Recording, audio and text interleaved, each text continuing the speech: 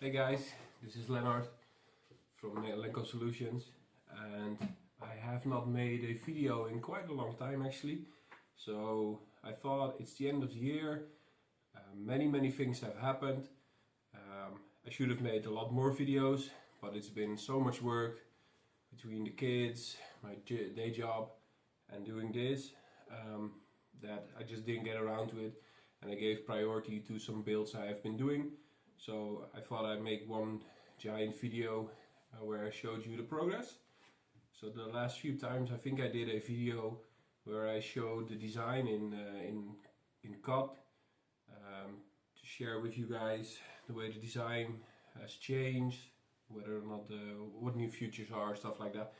But this time I have so much stuff lying around, I thought I'd make a nice video and show you guys.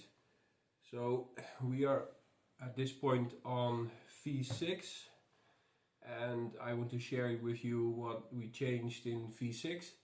And I think the main important thing behind V6 was that I wanted to change the platform to be compatible with everything XR. I think there were some good ideas from previous builds, some good fundamentals that I wanted to transfer.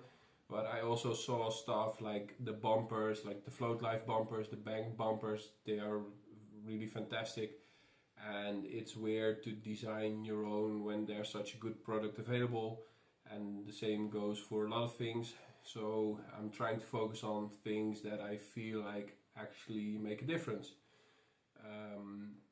So let's discuss a few things that I changed in V6 to make it compatible, because it's actually not that easy. And let's start with the motor. So what I did is I grabbed this V3 right here, and I actually updated the motor on this one. So this is like, let's say this is the motor from a V5, and I opened this cover, so you can see the way it's mounted. And of course it's very different from the way you're used to mounting your XR stuff or GT stuff or whatever. And the main thing that is different here is that there's a small shaft going through this stainless steel plate, and then just a nut. And the shaft has two, maybe if you squint your eyes you can see it has two flat sides, and this stainless steel bit also just follows that profile. So it's a round hole, two flat sides, just a nut on it. The nut has some special grooves in it to make it stop it from turning back, and you just torque the shit out of it basically. That seems to work for me pretty great up till V5. This is the way the motor was mounted. Obviously not compatible with XR, so we had to fix that. So yeah, I'll try to show you now.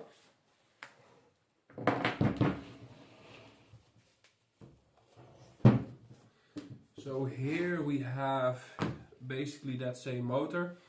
This motor actually has some different internals, but it's still that shaft. And you could say, why not change the entire shaft to the regular ones we know, like the bigger shaft with the two bolts in it? And it would definitely make mounting the shaft much easier. It would also require a lot of development, because you would have to change these covers to accommodate the larger shaft. You would have to change the plates on the stator. That would also would be very expensive. And actually I like the shaft like this, because this means that you use bearings, which are actually very common, which means they're cheap. And I don't know if you ever changed the bearings on your Cannon core, but I've heard that these are quite special bearings, supposedly quite expensive also. So for that reason I like it. So I needed to find a way to mount it to an XR frame, because in the width wise, so this dimension here, it fits. So yeah, and what I came up with is these axle blocks, and nowadays I have these machined in China. just because it's very efficient. They are different left and right. This side has the groove to allow for the cables to go through the frame and to pinch them a little bit so they stay in place. And this one has the special cutout to allow for this motor, for this cable to route through. So if you could just slide it on here and this cable will go into this groove. Right, so I think that's neat. It keeps it from the bottom, keeps it away from stuff. It routes nicely like that. So yeah, I'm happy with that. And now you still have, you can even hear it, like it's very clunky. It's still very loose at this point. And the way to fix this part to the shaft is by a special bolt that goes in here. And these are these bolts. It's just a threaded hole.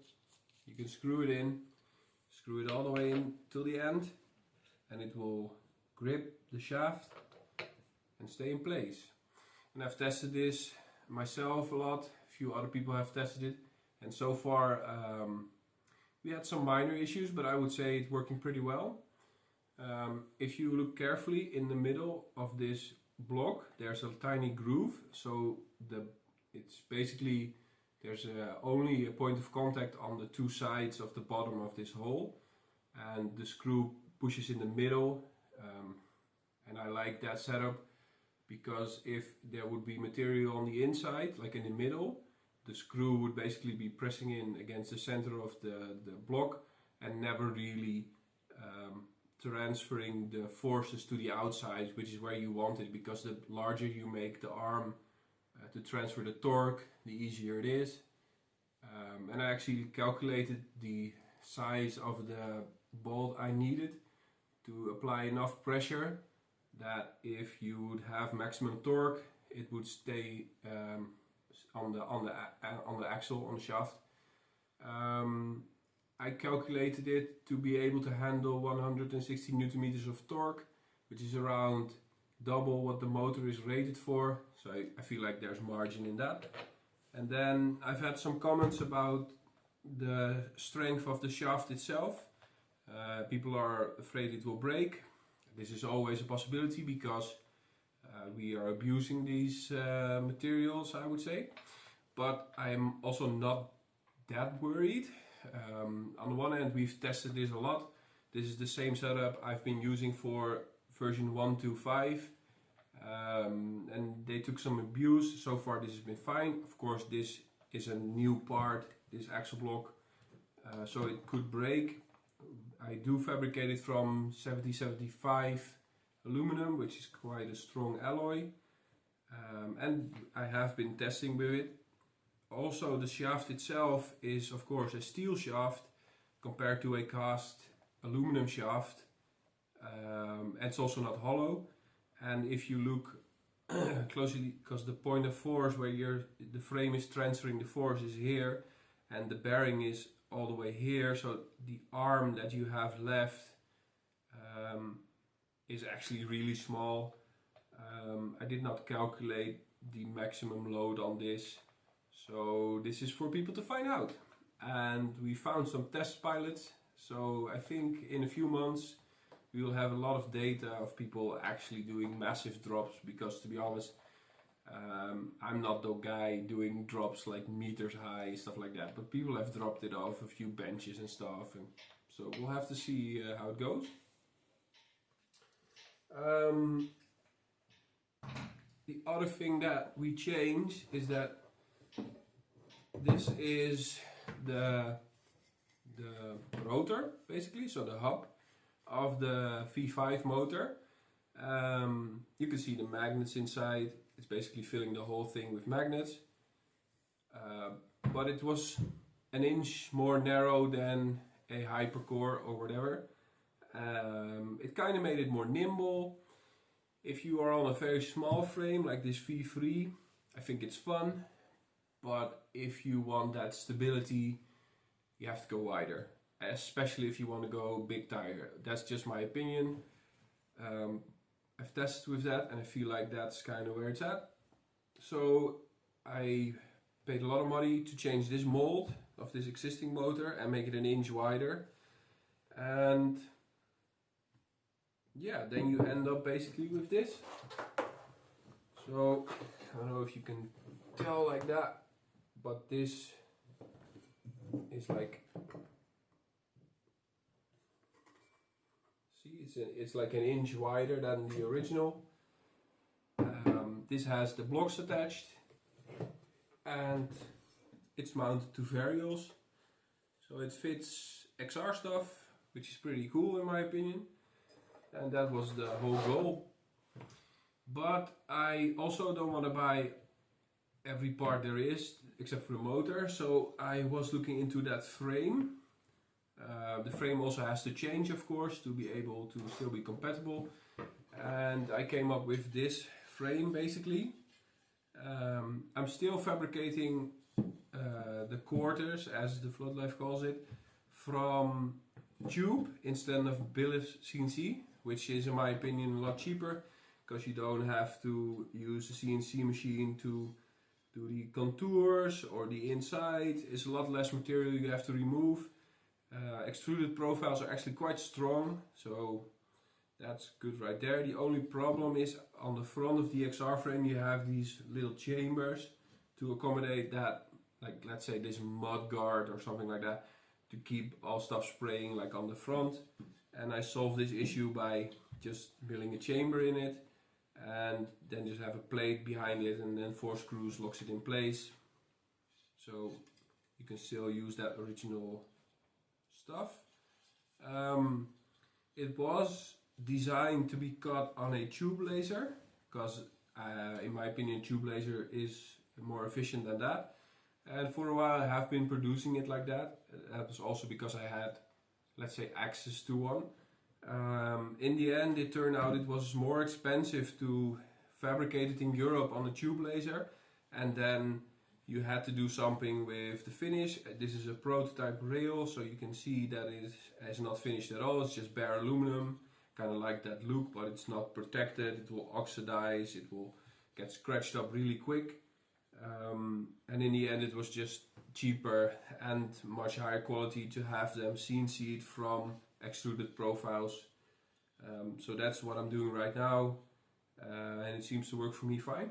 But yeah, if you have better suggestions than that, I'm always open for it. Oh yeah, and one last thing about this frame, as it is still the same design with the 2 quarters made from extruded profile and then a stainless steel center, as it is with V3 and everything that I've built so far. You can still change out the centers quite easily. These are the centers. I have so far made the same sensor with the same angle. It's actually 2 degrees in it. It's very subtle. I extended it a few millimeters to allow the big tire, the Burris big tire, which is in this V6. So you can opt for that. And I have also designed higher angles. I'm now testing. I have designed a new center with a 8-degree angle in it, which I think is an interesting angle. I'm waiting for production to finish. I'll put them in this V6 and then I'll put them to the test and I'll let you guys know how that goes. So yeah, that's basically everything on the frame. And then I feel like we have like one more thing. It's basically like a side project that came up because I basically changed everything, the frame, the motor. I designed a few extra things. I started designing a battery box and then I ended up not liking it. It is actually in this board, but I also printed one of those VOW battery boxes. Shout out to VOW. It's fantastic in my opinion. It's much better than anything I designed, so I thought to myself, why would I even try? So I'm advising people now to print that box and to follow Stanley and VOW, and yeah, I think it's pretty good. For the front box I did design something else, but that's just because I'm using the largest spin and fask that can fit in this board. It's more like an experiment because that's the giant fask. It can do 250 amps continuous. I don't think you really need it. I'm actually running it at 200 amps continuous right now, and it packs crazy amounts of power. I don't need anything more than that. Yeah, but I did have to design new footpads. I first started with just the way I used to do it, like a footpad, changed the dimensions. I had a concave in it. I'm CNC'd it on my mill. And yeah, just put some coating on it and slap tape, grip tape and a sensor on it, and it worked. But I ended up not liking the concave anymore. It's a bit wider now, you don't really need it. And a customer of mine requested to have more flat pads, so I had to design something anyway. So I came up with this. It has a slight groove in it to allow that small bend that is in there.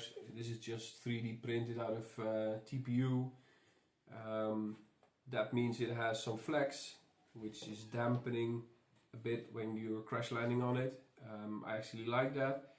And then I had one of those shower thoughts and thought I also have some of these flight fins laying around, and I used to mount them on my V6 because now with the V6, as it is XR compatible, you can just screw in one of those flight fin fenders and just mount the flight fins.